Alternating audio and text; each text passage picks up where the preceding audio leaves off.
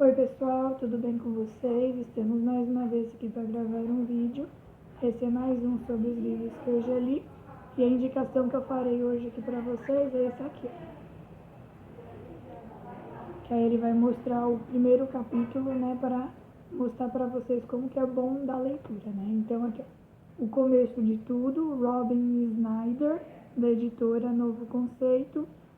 Quando o chão é tirado dos nossos pés, nem sempre temos a opção de cair. Ezra Faulkner tinha tudo que um garoto de 17 anos poderia sonhar. Ensino médio, universo que se divide entre vitoriosos e perdedores, ele fazia parte do primeiro grupo. Mas Ezra sempre acreditou secretamente que uma tragédia esperava por ele na próxima esquina, um momento extraordinário que iria definir o seu futuro. E a sua intuição estava certa. De uma hora para outra, sua vida perfeita não existe mais. Agora Ezra precisa decidir o que vai fazer pelo resto de sua existência. Voltar para a escola usando uma bengala e nunca mais ter um mundo de escolhas pela frente é doloroso demais.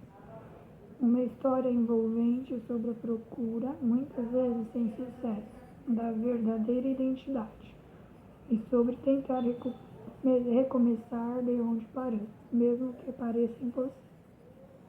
Tem duas críticas, né? Então, uma doce e ao mesmo tempo árida história sobre a chegada à idade adulta.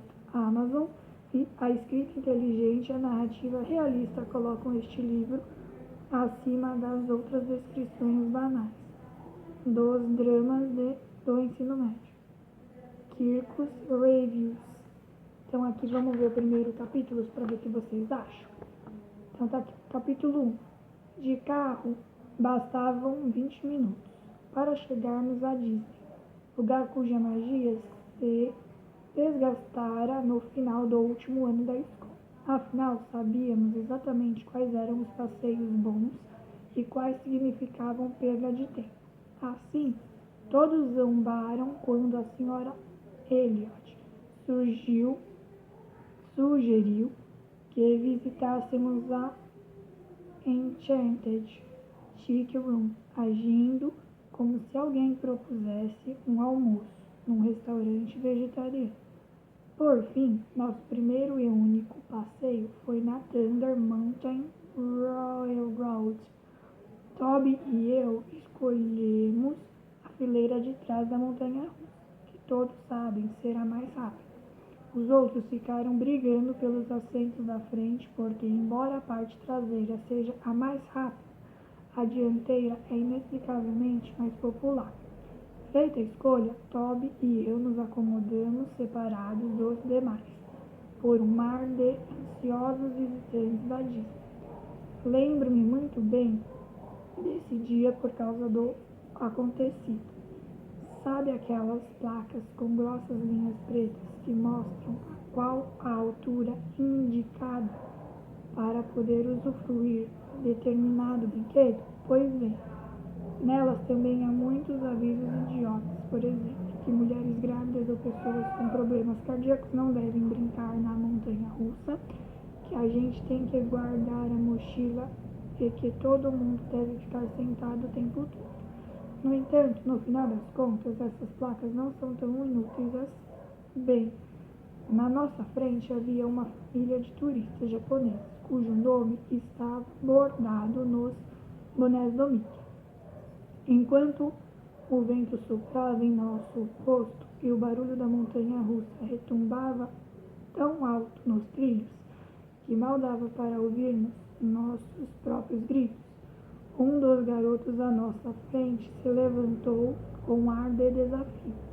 Ele riu e firmou o boné do Mickey na cabeça quando a montanha-russa entrou num túnel do teto baixo. Os noticiários disseram que um garoto de 14 anos, vindo do Japão, foi decapitado na montanha-russa por desrespeitar os avisos de segurança. O que os repórteres não disseram foi que a cabeça do turista com o boné do Mickey voou como uma grotesca hélice de helicóptero e que Toby Elliott, no seu aniversário de 12 anos, pegou a cabeça separada do corpo, agarrando-a em estado de choque enquanto a montanha-russa continuava seu percurso. Não existe uma maneira fácil de se recuperar de uma situação desse tipo. Nenhuma resposta mágica às piadas sobre perder a cabeça, feitas por todo mundo quando Toby passava nos corredores da Westlake Middle School. A tragédia de Toby foi o lugar que ele escolheu na montanha-russa no seu aniversário de 12 anos. Desde então, ele passou a viver sob as sombras deste acontecimento. A tragédia toda podia muito bem ter sido comigo, se nossos bancos fossem invertidos, ou se os garotos à nossa frente tivessem trocado de lugar no último minuto. Aquela cabeça talvez significasse a minha ruína, em vez de ser a de Toby.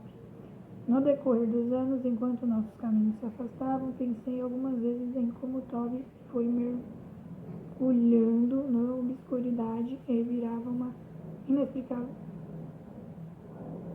sucesso. Ao longo do colégio, e faculdade, uma sucessão de namoradas riu e franziu o nariz. Você foi amiga daquele rapaz? Perguntavam. Aquele cara que segurou a cabeça decapitada na Disney? Ainda somos amigos, eu dizia, mas não era bem assim. Nós fomos amigos e de vez em quando conversávamos pelo chat, mas essa amizade, de alguma forma, também foi decapitada naquele verão. Como o rapaz que se sentou à nossa frente naquela fatídica montanha-russa, nada pesava sobre os meus ombros. Desculpe, é horrível dizer isso, mas, sinceramente, já se passara muito tempo, então essa coisa toda parecia uma história de horror, sobre a qual eu um dia tinha ouvido falar, porque aquela tragédia pertence a Toby e ele tem vivido estoicamente com as consequências, enquanto eu escapei relativamente de ileso. A minha própria tragédia demorou para acontecer, esperou para dar o golpe até eu ficar tão acostumado com uma vidinha num bairro sem graça qualquer que já nem esperava que nada de interessante acontecesse. Por isso, quando a minha tragédia pessoal por fim me encontrou, já era quase tarde demais. Eu completara 17 anos recentemente.